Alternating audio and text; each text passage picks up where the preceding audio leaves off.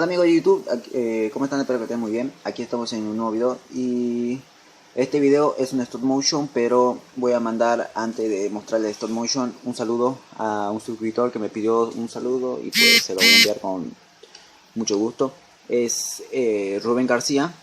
Saludos amigo y gracias por comentar, dar like a los videos y por suscribirte. Espero que tu canal siga creciendo como lo está haciendo amigo y pues saludos. Y voy a enviar saludos rápido a algunas personas que últimamente han estado comentando mis videos. Lo hago rápido porque no quiero que se me adelante tanto el video.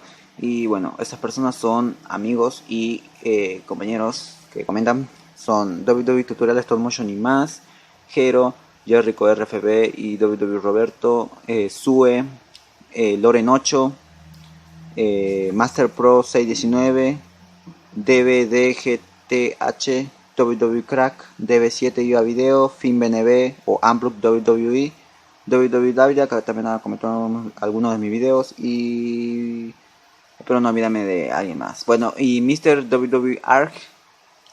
Y si me olvido, por favor, disculpen porque lo estoy haciendo muy rápido para que no se me haga tan rápido el video y así lo puedo editar y subir al instante. Bueno, si les gustó el video, denle like, comenten, suscríbanse. Hasta la próxima y visiten mi página de Facebook que ahí subo más cosas también.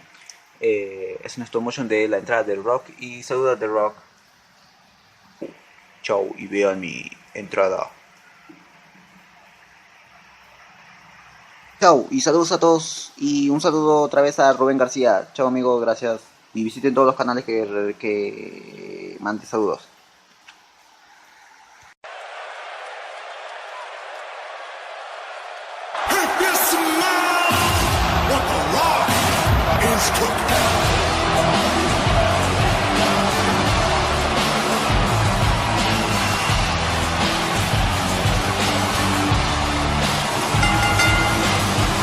The following contest is scheduled for one fall, making his way to the ring. From Miami, Florida, weighing in at 265 pounds, The Rock! Well, this superstar has all the tools needed to win this one.